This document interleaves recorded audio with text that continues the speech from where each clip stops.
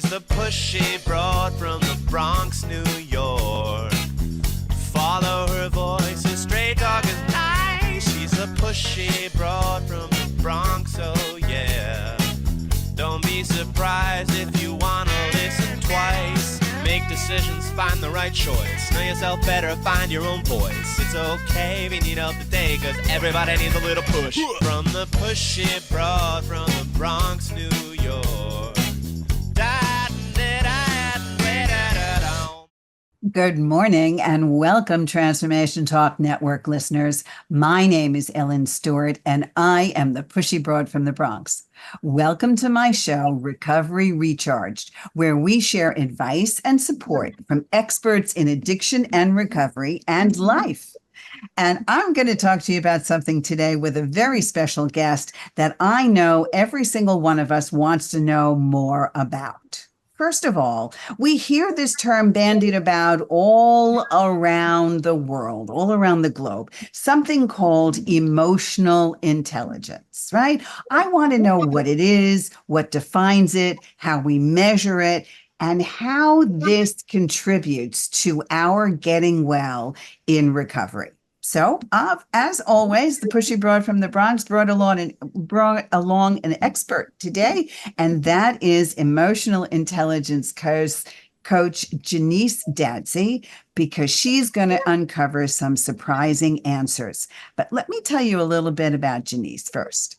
She helps individuals unlock their true potential. She's a life coach who specializes in emotional intelligence and high performance. She empowers individuals to tap into their abilities that they never knew they had. And her coaching journey began with a profound personal loss, and we're going to talk to her a little bit about that this morning. But I want you to know that she is here to help us conquer our emotions, find out what emotional intelligence is, and transform our dreams into reality. So that's a tall order, Genese. The Pushy Broad from the Bronx is very pleased to welcome Genese Dadzie. Good morning, Genese. How are you? Good morning. I am fantastic. Thank you. Thank you so much for having me. You are welcome. I'm very glad to be here with you today. So tell me very basically, because I'm not exactly sure what this is all about, what is emotional intelligence? What does it mean to you? Okay. So generally people say emotional intelligence is managing your own emotions and influencing the emotions of others. And there's different domains of that, whether it's self-awareness, self-management, social awareness, or social management. But for me personally, I think emotional intelligence is being able to assess, strategize, and execute elevated levels of emotion. Okay, so this began as a personal journey for you. Can you tell us a little bit about how that came to pass? Yes. So I'll start by saying currently that I am a third year medical student and I'm also pursuing my doctorate in business administration. But it hasn't always been this glorious and beautiful journey for me. Back in 2005, I lost my mother suddenly to a brain aneurysm. And from there, just the loss of my mother at 19 years old sent me into a free fall in any way that you can imagine, emotionally, financially, spiritually. And from there, I ended up in a situation where not only was I looking for that void, to fill that void with family, friends, there were times where partying, alcohol, drugs came into play, where I was trying to find the love of my mother, find that comfort again. And so over a number of years after going through that period, I found that there was some little piece of grit inside of me that said, you know what, my mother wouldn't want me to continue on this path. So I have to find some way to push beyond it and get back to the dreams that I know my mother always believed that I could accomplish. And so from there, like I started seeing some little peaks of encouragement and hope and faith. And so from there, it was making the connections that I didn't have to live a life of fear of loss, fear of not becoming my full self and experiencing my full potential. It became faith. And so I began living a life of faith. And so from there, my journey of emotional intelligence began. Well, you said You said that you started with, of course, the profound loss of your mother, and you were very vulnerable at 19. And usually at 19, no matter what, we're just graduating high school, we're entering college. We are always exposed to all kinds of things. I had also my bout with alcohol and drugs and processing so many things, and you had a high emotion and a profound loss. But you were able to transform yourself and now become a medical student, which is a wonderful thing. So tell us, give us some insight. What is some of the internal dialogue you went through to get yourself to this position of high emotional intelligence? Yeah, so it's like for overall a sense of compassion, self-compassion is crucial. It's like, the saying, this too shall pass. Having that sense of forward focus and solution focus was the biggest thing for me. So I had to sit down and examine the origin of some of those emotions, some of those fears that I was having, in that sense of despair and disappointment. I had to pinpoint those things first, and then be able to encourage myself to say, okay, I do have the ability to handle this. I don't know how exactly now, but I do know that I can. And any small step in that direction is golden. Like I said, when I hit those valleys, I knew there was a peak coming in. So I was able to kind of trudge through some of the lower moments in order to be able to get back to that peak, and more swiftly after a while. Well, I understand exactly what you're trying to say, and I do this in my coaching as well with my clients. First of all, we talk about the fact that what happens to us is we begin an awareness of sorts, right? What am I doing and why am I doing it? And it's almost a detachment and saying to ourselves, and I talk to my clients all the time about taking yourself out of the play and putting yourself in the audience. What do you see happening to you, right? Why am I feeling so strongly? Where are these strong emotions coming from, and how do I process these emotions? And one of the things we learn in recovery is simply to let go, let God. What can I let go and not have drag me down in my life, right? What can I do? But like you said, it begins with awareness, and that's kind of a curious role we take, right? Curiosity plays a big part in emotional intelligence. Oh, yeah. Yeah, definitely. I think that it deepens our understanding of what span of emotions that I'm experiencing. It's like when I was able to pinpoint those emotions, when I was curious about it, I was able to say, yeah, this feels like despair to me, because it makes me feel like I want to close off to everything. It makes me feel that I don't want to connect with people. I was watching an interview with Russell Brand, and he talks about we're all in search of a connection to ourselves, each other, and God. And so when I felt like I didn't want to connect with others, that made me feel that, okay, this is a low point that I'm hitting. And so I need to do something to shake this off. And so asking the questions, the who, what, when, where, how questions, helped me to understand, like, okay, this is a point where I need to maybe reach out, or this is a point maybe I need to sit down and be still. And then it helped me to lock into a deeper understanding of my own emotions, and gave me insights on those triggers too. So, how do you think we can find some ways to build our emotional intelligence during times of fear and depression and anger and frustration? Yeah, so for me, the biggest or the most consistent jump that I've noticed is faith. When we're in fear and frustration, finding a way to connect to faith in what we can do. Like I said, just finding that small step that we can take from where we are. Um, and understanding that other people have been in a situation similar or exactly to what I've experienced, and they've come through it too. Like when I watch people like Tony Robbins, Brendon Burchard, and some of those big names out there, they've experienced some of the things that I have too. So when I'm able to connect with, there's a way out of this, that faith, okay, gives me a little jump. And so I acknowledge where I'm at, and then I understand that, and then there's power within that faith that I have. So faith is the biggest jump for me from frustration and fear. And there is spirituality in our own recovery, not specifically faith, but certainly a spirituality, the kind of things that you talked about before, where connection helps us a great deal, right? Like you said with the Russell Brand video that you watched. Connection. The opposite of addiction is connection.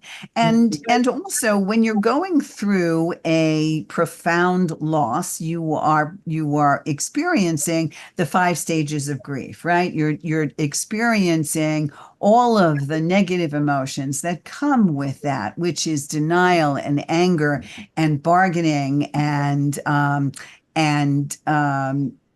what else is there? Forgiveness, acceptance, right? Exactly. Anger, all of those things. But nevertheless, the negative emotions are what differentiates us from the positive emotions. So, how do we find out what those are? How can we move forward and really let go of those emotions one by one? What are the things we ask ourselves? What do we do? Some of the things that I would say is asking the question of what got me here.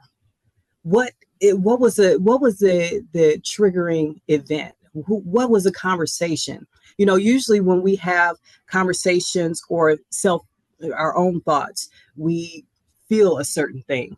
And sometimes when you have a conversation with somebody who is not necessarily your cup of tea, you might feel drained after you talk to them. And it's like, wow, maybe 6 months, a year, I'll talk to that person again, maybe the next holiday or whatever. But then there are people that you speak to that make you feel uplifted when you get off the phone with them. You're like, yeah, I can conquer the world, So when you have those feelings of the draining feeling versus the uplifted feeling, you'll know like that is your tribe. And the more you connect with those type of people, or even the thoughts that you have, if they make you feel like a victim, or they make you feel down and depressed, then you understand like, okay, I gotta do something. Again, reaching for faith, reaching for just a little bit better of emotion will help you to be able to overcome that. But then again, just understanding that momentum will lead you in a certain direction. So watch the momentum, be able to understand where you are at any point in the day. Like even now for your listeners, what emotion are you experiencing right now? Take note. What's making me feel this way? I tell people that I try to stay in a state of contentment or better. And then below contentment is like boredom. Like, are your listeners bored listening to me right now?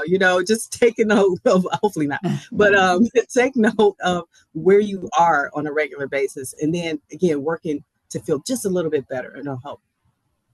I find that I need to know that I am in a state of peace, balance, and serenity on a daily basis. And I talk to my clients about that as well. It's the peace of mind knowing that there is nothing coming in to aggravate me. It's the balance of the day, balancing my work and my pleasure, and the serenity of knowing that I'm exactly where I want to be.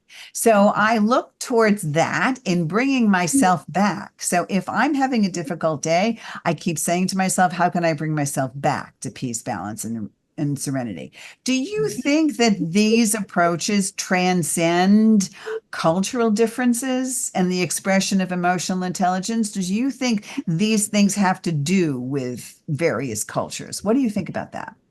A couple of things come to mind. One is a book that I read not too long ago about how emotions are made. And the author, Lisa Barrett, she talked about how she went and studied emotions in an obscure area or tribe within Africa. And the way that they process emotions are a lot different than what we do in the Western culture. And they don't process them as like happy or sad or whatever. They process them as as descriptions. Someone laughing, someone crying, someone having a mad face or angry face. We put them in those words, but they have a totally different way of expressing emotions. And so I think when you're making connections with people, just understanding that once we get like a foundation, we can kind of move from there.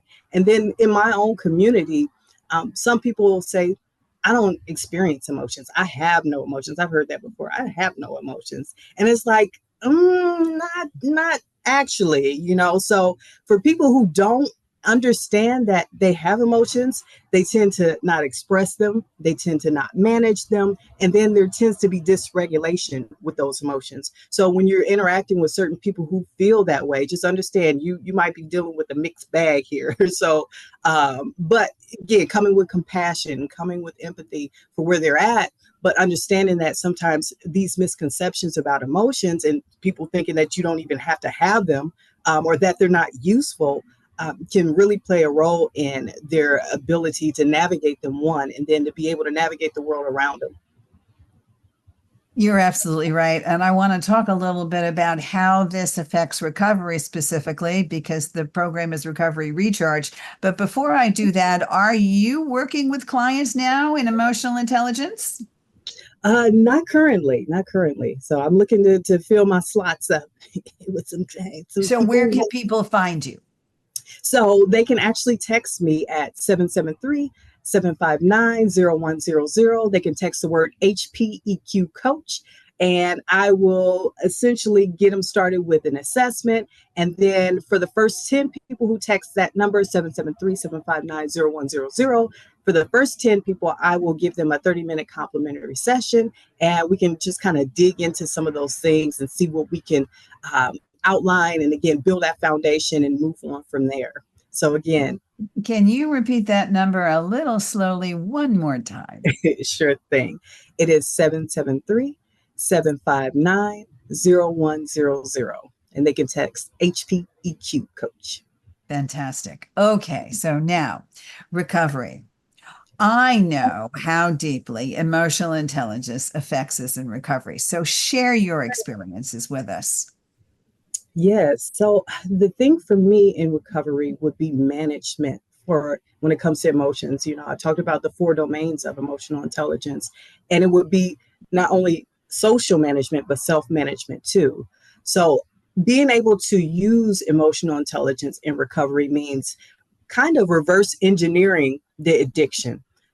Saying that, okay, well, maybe there's a trigger. Some people say it's people, places, or things, but I would argue to say there is an emotion connected there. So if you're able to go right in and tackle those things, like for me, it was the despair. For me, it was the loneliness. For me, it was that gaping hole of not having my mother. And so I would go to that because I wanted to at least numb myself and feel like, oh yeah, you know, I'm having a moment where I feel good about life again. And so when I was able to understand those emotional barriers and those emotional triggers, I was able to find peace, and I was able to find a path again that helps me to understand the cycles and be able to understand those connections and be able to reconnect with myself and my power. I think what everybody has to understand in recovery is a lot of the things that you're absolutely saying is the fact that we now can experience emotions without numbing out. Right? Because if I didn't want to deal, I wanted to isolate, I didn't want to experience anything, either too much joy or too much anger or too much hurt. The emotional scale was so high that I had to try to escape and not deal with anything. And to make that happen, I went into drinking and drugging, just like everybody else that is out there still hurting and not experiencing. And now that we have some sobriety and recovery behind us, for me, several decades of recovery, I understand that I can process emotions, even if they're not pleasant emotions, without going off the deep end and isolating and escaping my life, right? And you're talking about that processing too, with an awareness attached to it, which is really, really great. So now that we can achieve a level of emotional intelligence, how does this really affect our high-performing lifestyle? What happens? Yes. So I know some people have heard of the term test taking anxiety. As a medical student, I've dealt with it a lot. And so we have individuals who go in to take a test, and they're sitting there, they've studied, they prepared, but when they get in front of the test, because of those high anxiety emotions, they forget information. They answer a question incorrectly. They bomb a test, or maybe again, they just mess up on areas where they know they should have done better, performed better. So for me, having emotional intelligence, having that emotional awareness and that empowerment is the opposite the test taking anxiety. You're able to make connections that you weren't able to make before, and you maybe not even prepared for, because you have that sense of connection to self, and being able to have that emotional wellness gives you that power, that empowerment, and that knowledge base to be able to help build and again just build empires. And I've been reading a lot lately about emotional intelligence for my business administration program, and Harvard Medical School or Forbes, the World Economic Forum. They're recognizing how important it is to have emotional intelligence, not just for your personal benefit, but professional benefits as well. I'm firmly firmly behind the mindset that every single corporation on earth should have a built-in mental health department. Coaching for not only leadership qualities, okay, which they do, and managerial qualities, but emotional intelligence is absolutely paramount. Absolutely.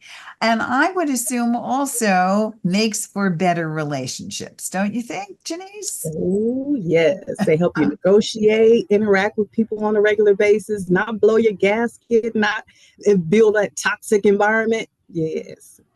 And personal relationships as well. Absolutely. Absolutely. So let's talk about what advice you would give someone aiming to leverage their emotional intelligence to maybe boost their performance in a specific area. Give us an example. Yeah, so one example comes to mind is Will Smith, actually. He talked during, I think it was his last movie that he put together, but he wanted to create the magic of every moment. He wanted to bring the magic to every moment, whether he was on set, whether he was having a conversation with someone. His goal was to bring magic. And I think that's what brought him to be the Will Smith that he is, because he was always looking to bring the magic in a certain moment with somebody. And what I would connect magic with would be joy, empowerment, freedom, those types of emotions. But I say for people who are going into even waking up in the morning, maybe you do meditation, maybe you have a moment where you're able to just kind of decompress, but thinking about how you can bring the magic, how you can bring the joy, how you can bring the love and empowerment and freedom to other people that you interact with. And if you're not quite up there at that level with your emotions, just think of what better emotion you can feel at this moment. Like I said, with fear and frustration, sometimes you might wake up in frustration or irritation, but trying to find that better feeling. Maybe it's just a feeling of relief. Like you said, peace. Maybe get into that state of peace. Maybe not so high up there, but if you can get to peace, that will do you a world of good. One, and again, building that momentum. So bringing the joy and finding the best emotion that you can right then. So now that you're a medical student, one of the things you can do in terms of your practice is to bring the magic, correct? Yes, yes. Are you doing that personally? I have. I love being in the hospital environment. I was just here recently on the south side of Chicago at a hospital, Jackson Park Hospital, and speaking with people who I've studied about different diseases and conditions, some of them rare, and being able to connect with people in that way where, there was this one lady young lady, been through a lot in her life, had a lot of surgeries. You could tell when you walked in the room, she had been through a lot. But when I talked to her, and I was really the only student out of about 5 who was willing to go in and just do all the exams, ask all the questions. I was kind of a zealous student. But when I go in, I ask her all of these questions, and she's just really cooperative. And at the end, she says that I'm going to be a really good doctor. You're going to be a really good doctor one day, Dr. D. And so I was like, wow, that made me feel good. But then when I walked out, I read some of her chart, and she was one of the most combative and cooperative patients that they had. And I was like, oh, okay. I was dealing with a monster in there. And she's just, you certainly managed to calm her down. And that's fantastic. I am so glad that you have been with us today. And Genese Dadzie can be reached how? Give us your number again. Yes, you can text me at 773 877-759-0100 with the words HPEQ Coach. Emotional intelligence coach Genese Dadzie. We talked about self-awareness and regulation and motivation and empathy and social skills, and she is available to work with. So please reach out because she definitely has it going on. I am so glad that you were with us today. Thank you so much. This is the Pushy Broad from the Bronx, and we'll see you next time. This is Ellen Stewart, the Pushy Broad from the Bronx, saying thanks for listening, and remember, everybody needs a little push. From the Pushy Broad from the